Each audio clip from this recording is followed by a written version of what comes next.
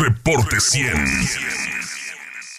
El paquete de reformas constitucionales y legales que envió el presidente López Obrador el lunes pasado a la Cámara de Diputados viene el de pensiones, el tema de pensiones, un tema que sí hay condiciones para que transite junto con la oposición, pues la oposición ha dicho que sí le van a entrar al tema de las pensiones, también obviamente el oficialismo.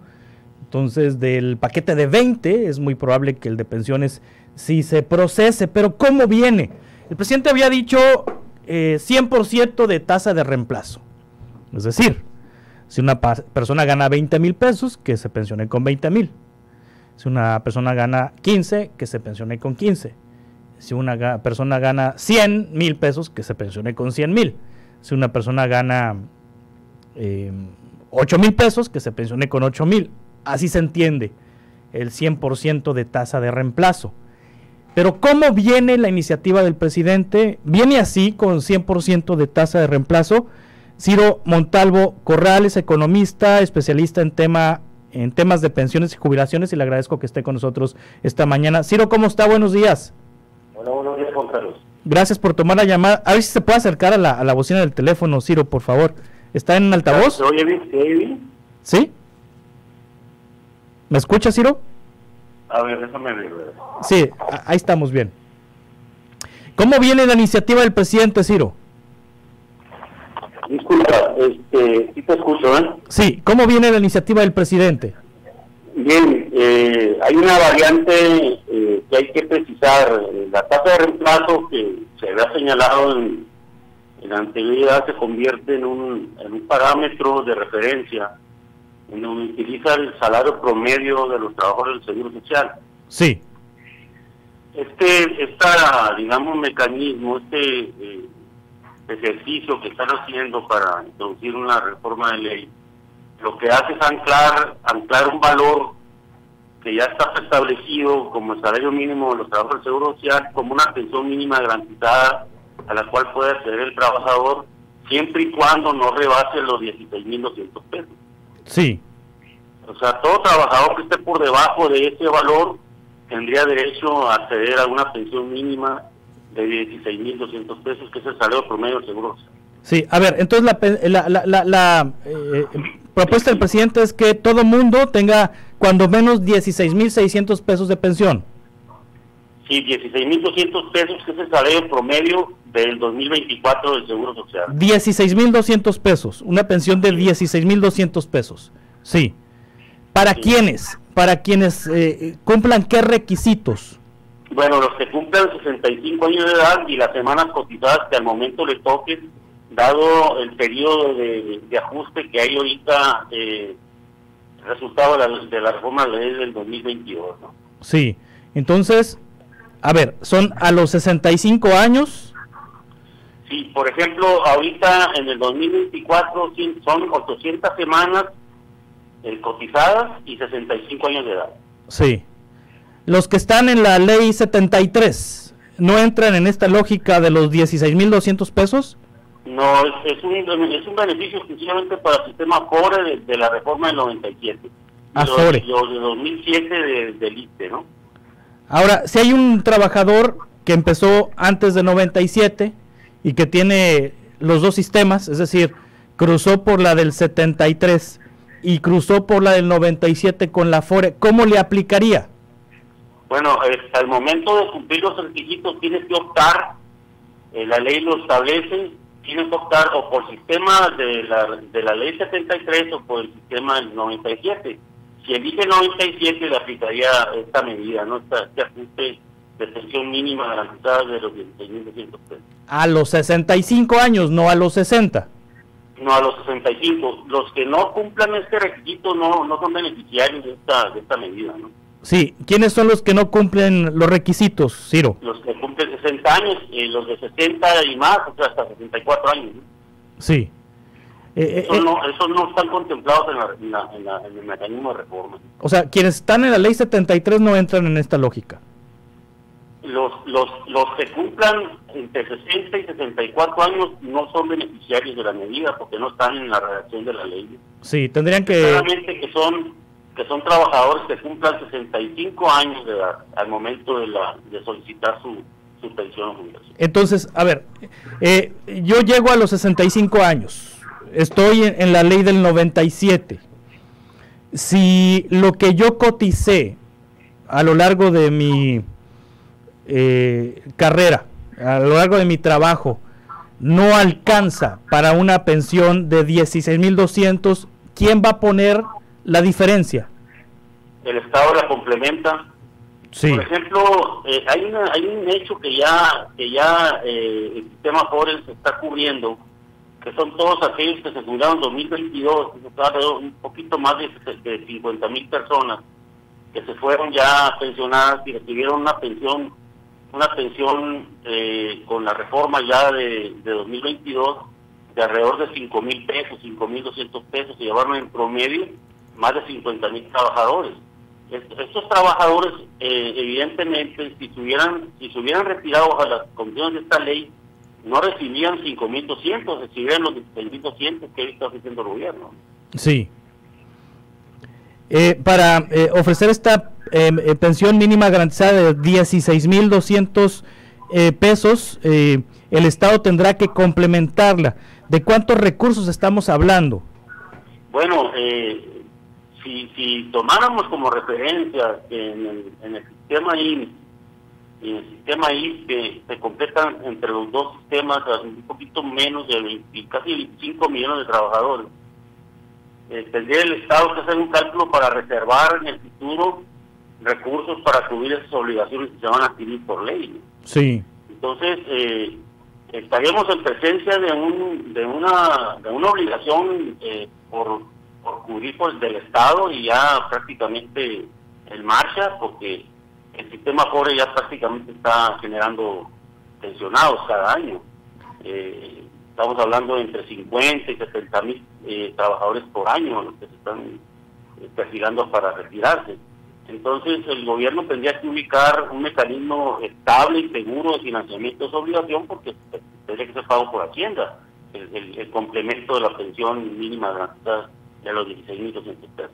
Sí, Ciro Montalvo Corral, en la iniciativa del presidente se menciona de dónde saldrán esos fondos, porque, bueno, vi algunas notas que establecen que las ganancias que tenga el Tren Maya, las ganancias que tenga el Transísmico, las ganancias que tenga el AIFA, un porcentaje irían a las pensiones, y también que recursos no reclamados de las Afore de los últimos 10 años irían también al fondo de pensiones. ¿Así es? Sí, digamos, la identificación de las fuentes de financiamiento de esa obligación están señaladas, pero son como referencias de mecanismos que serían fuentes para lograr recursos, pero hay que tener en cuenta que son fuentes de financiamiento inestables, inseguras y poco probables, ¿no? La mayoría de ellas, ¿no? Sí. Entonces en realidad estamos en medio de una situación en donde el Congreso tendrá que discutir seriamente esto y determinar cuáles son los mecanismos estables y seguros de financiamiento de esta obligación, porque una vez que esté en la Constitución, porque creo que simpatizan inclusive las bancadas opositoras aquí en el Congreso, de que esta obligación pueda quedar como una garantía constitucional, pues tendría que señalarse claramente de dónde saldrían los recursos, y yo no encuentro otra forma más estable que recursos fiscales, ¿no? Sí, Ciro, es para personas que están cotizando formalmente ante el Instituto Mexicano de Seguro Social, o sea, no es para personas que no cotizan. No, es para el sistema privado, para el sistema del Seguro Social y en este caso del ISSSTE, que son las dos reformas a las que señala, a las que se refiere el decreto o la propuesta de reforma, ¿no? Sí, es la reforma del 97 en el IMSS y la reforma de 2007 en el ISSSTE. Que tienen que tener ¿cuántas semanas cotizadas ante el IMSS para poder aspirar a una pensión mínima garantizada? Bueno, en el caso de la reforma que se hizo ya en el 2022, en este año tendría que ser 800 semanas, 65 de edad, pero llegaría hasta estabilizarse en 1,000 semanas y 65 de edad. Entonces son entre 800 y 1,000 semanas cotizadas. Lo que sí, en el periodo de ajuste en el que quedó la reforma de 2022. Sí. ¿Cuántos años de cotización son estas semanas? 25 años, un poquito menos de 25 años en el caso de las 1000 semanas. Sí, 25 años. Entonces una persona que cotiza con la ley del 97 debe tener 25 años cotizando al IMSS y 65 años de edad para aspirar a una pensión de 16,200 pesos. Así es, que habría que redefinir o plantear con mucha objetividad que no es la tasa de reemplazo del 100% que se da señalado al principio. Sí. Es una tasa de referencia para pagar una pensión mínima garantizada equivalente a 16,200 pesos, que es el salario promedio del Seguro Social. Eso hay que quedarlo muy claro, porque si queda en el imaginario, en la mente de los trabajadores, que se van a dar la tasa de reemplazo del 100%, ese es inexacto, porque Sí. hay trabajadores que cotizan hasta con 25 salarios mínimos, y ellos tendrían que llevarse una tasa de reemplazo más alta, obviamente. A ver, por ejemplo, empleados, trabajadores que ganan 30,000, 40,000 pesos mensuales, que lleguen a los 65 años con esa cotización, que tengan los requisitos de las semanas cotizadas, ¿a qué pensión pueden aspirar? Van a lograr la pensión que hayan cotizado, porque esta es exclusivamente para todos aquellos que estén por debajo de los 16,000 pesos. Ah, bien.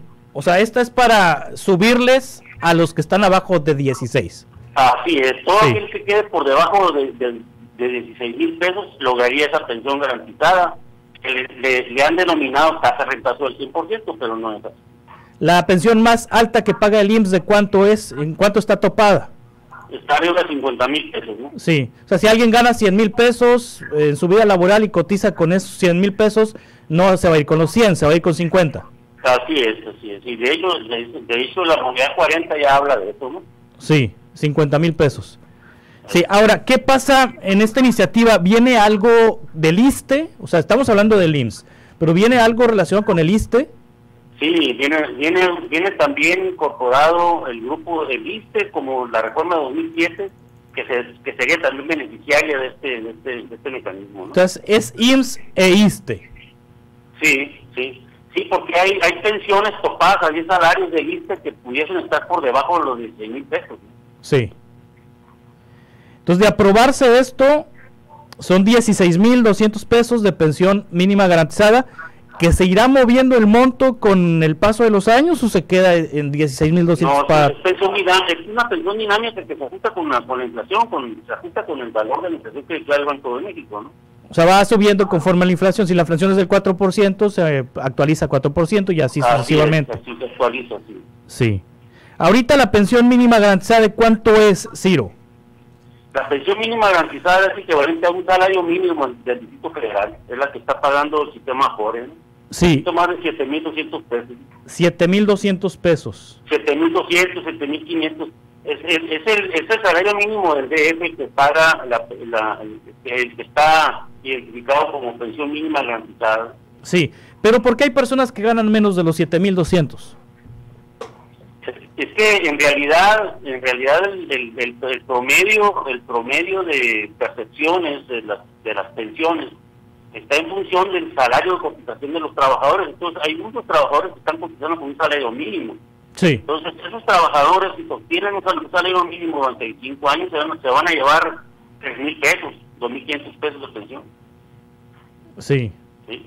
De hecho, el cálculo que hicieron las Afores con el grupo que te referí en 2022, la pensión que se hubiesen llevado si no se hubiera reformado la ley hubiera sido una pensión de 3,500 pesos y no de 5,200.